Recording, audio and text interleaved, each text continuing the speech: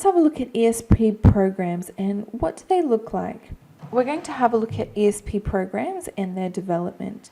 So there is no one ESP program. As we've already heard, they are specific in field, which will define the vocabulary, grammar, genres and culture included in tuition. The degree to which the program will focus on each macro skill, listening, speaking, reading and writing, is also determined by the specifications of the role.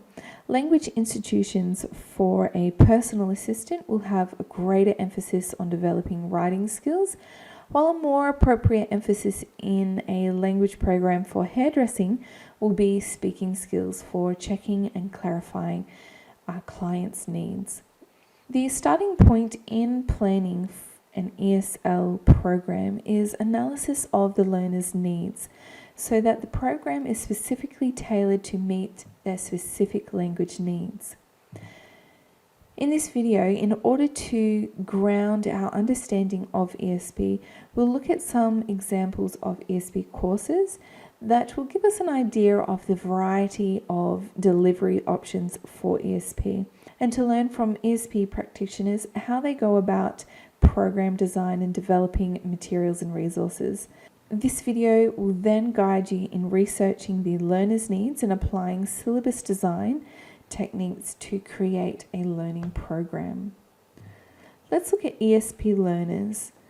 So if a learner's needs are the starting point for a program or program development, it's helpful to be aware of some of the characteristics of ESP learners that have been identified by practitioners over the years. First of all, students or ESP learners are usually motivated. They come with strong motivation linked to an employment goal, and many learners are already qualified in the non-linguistic skills associated with the field. Many learners are developing the non-linguistic skills simultaneously with the associated English language skills. And this may be a learner's first ESP or language learning experience. Some learners may be required by an employer to be in class. Learners are usually adults and some are secondary school learners. And many learners are busy. Okay, they've got lots of different responsibilities, including studying for English language, studying for their vocation or professional course, working, as well as their family responsibilities. What do ESP programs look like? Here are some characteristics of ESP programs that have been noted. ESP programs are linked to a set of non-linguistic skills, for example, electrical work, and usually have a single topical focus either in business or law. They're generally designed for intermediate to advanced students, but they can also be designed for beginners. Mixed level classes are common and will often use activities and methods from a field of study as their basis of language development activities. These ESP classes or programs develop skills for autonomous learning so that learning independence can continue after the program concludes. ESP programs also develop learner independence through skills for accessing information in the employment situation. They also have an emphasis on experiential and participative learning. And finally, they use authentic text, written or spoken.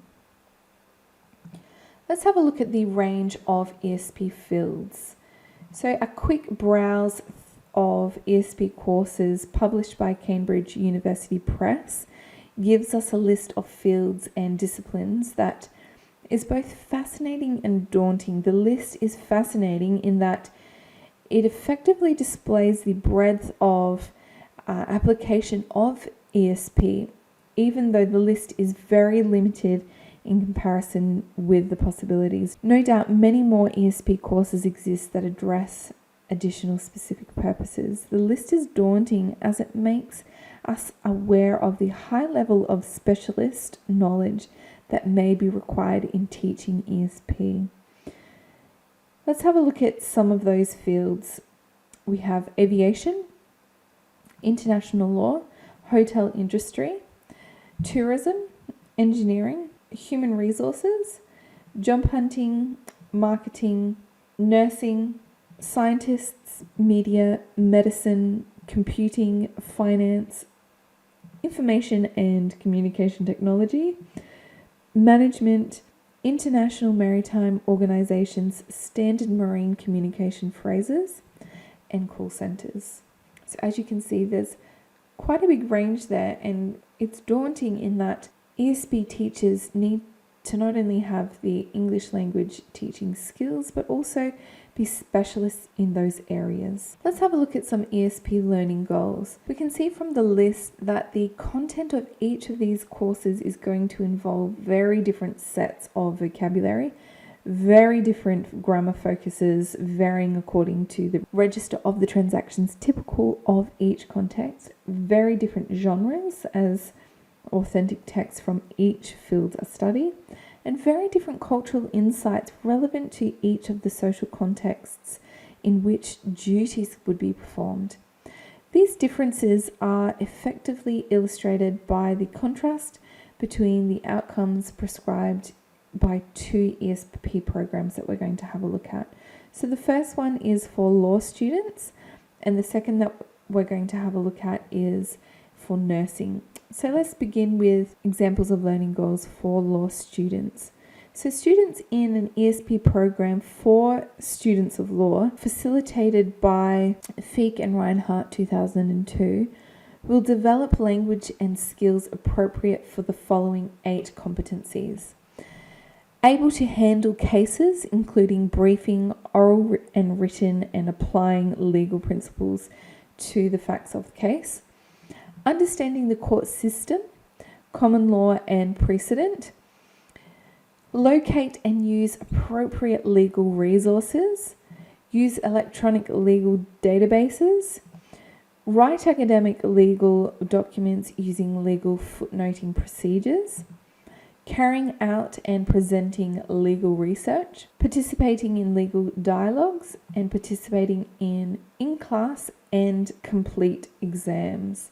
So there you have the learning goals for law students. Let's have a look at ESP programs for students of nursing, described by Hussein 2002, which includes a focus on the following competencies: taking a nursing history, observing and recording vital signs, read and write nursing care plans, give and receive nursing handovers, read and write progress notes, make and receive telephone calls, write discharge summaries, write referral letters, write incident reports, present patient education sessions, use counselling skills, use assertion skills, participate in team meetings.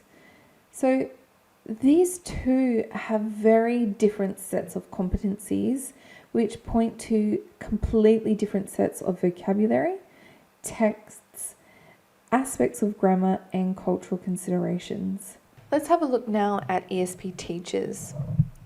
So the role of an ESP teacher is described as multifaceted, including teacher or language consultant, course designer and materials provider, researcher, collaborator with the content expert, evaluator of materials, course and delivery, and assessor.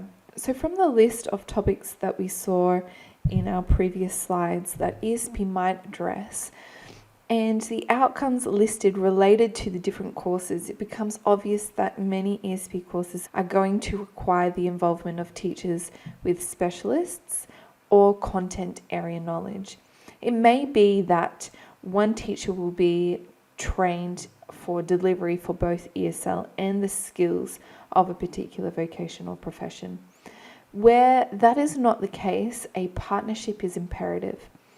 It's easy to see that the most effective delivery of English for nursing will require the involvement of a trainer who really knows about nursing, where a qualified nurse trainer is also trained for ESL. that one person would be able to deliver English language training for nursing. Alternatively, a nursing trainer will collaborate with an ESL teacher. This could happen through a team teaching arrangement where the two teachers each deliver some sessions or perhaps even share input in some sessions.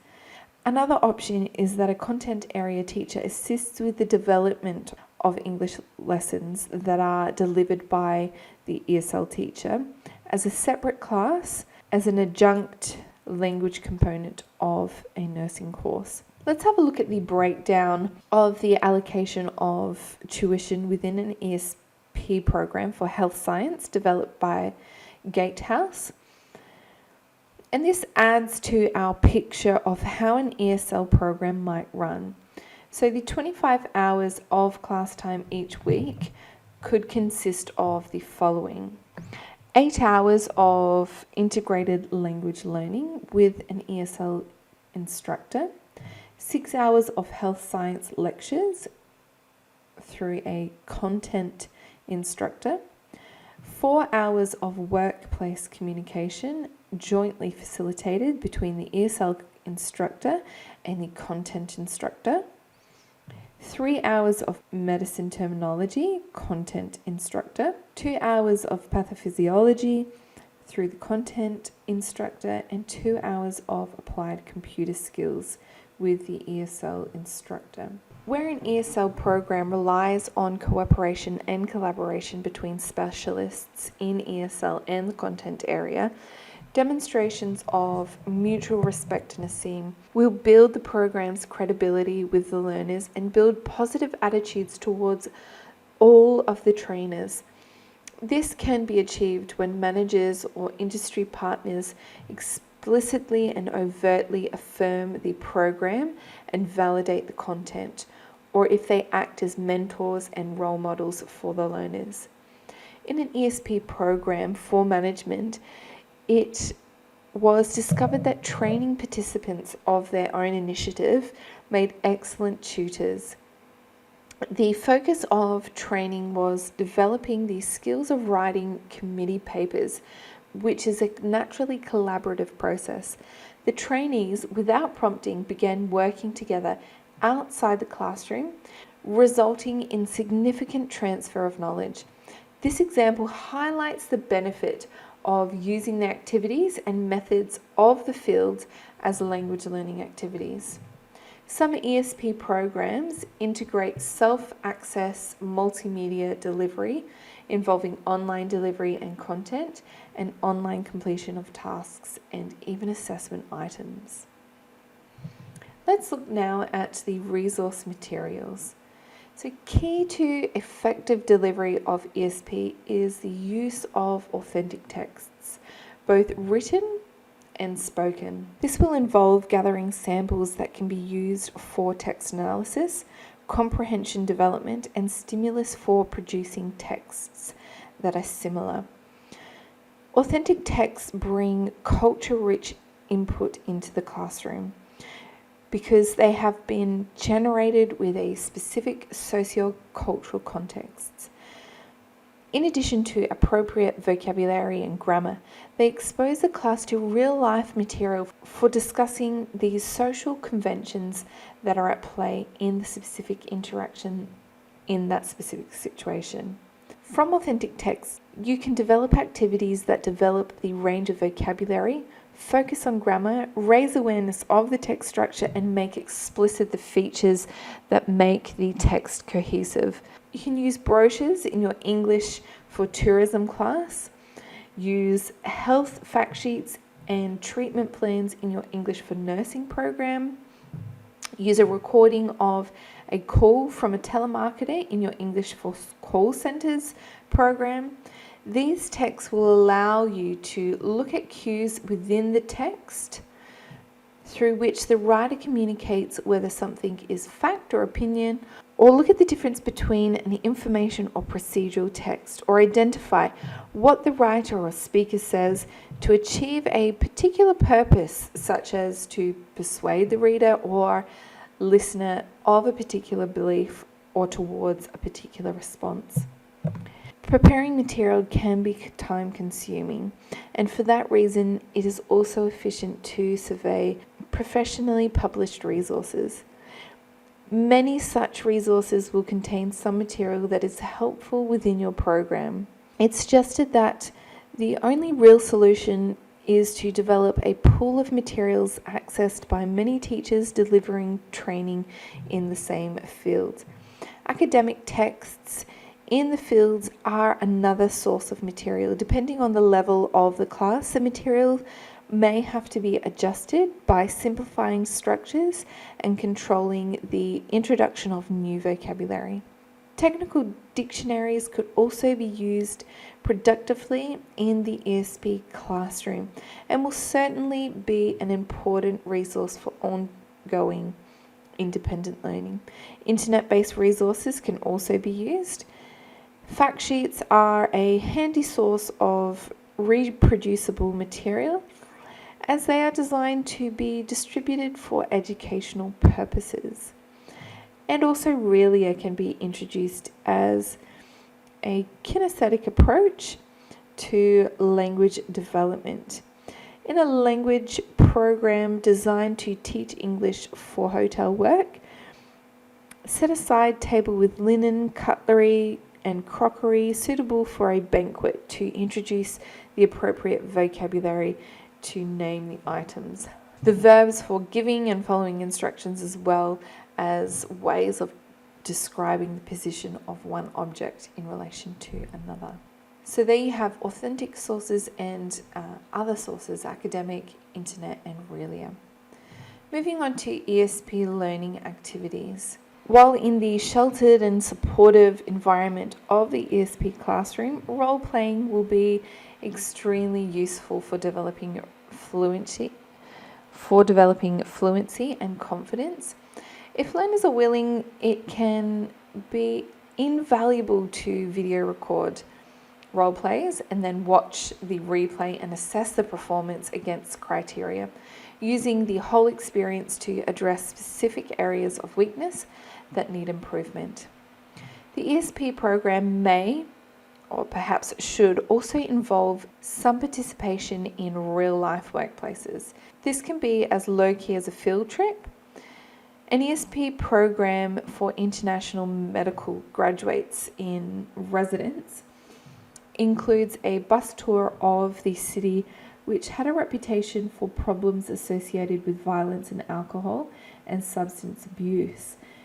This bus trip took the graduates through the nice areas as well as the problem areas and centres to which they would refer patients.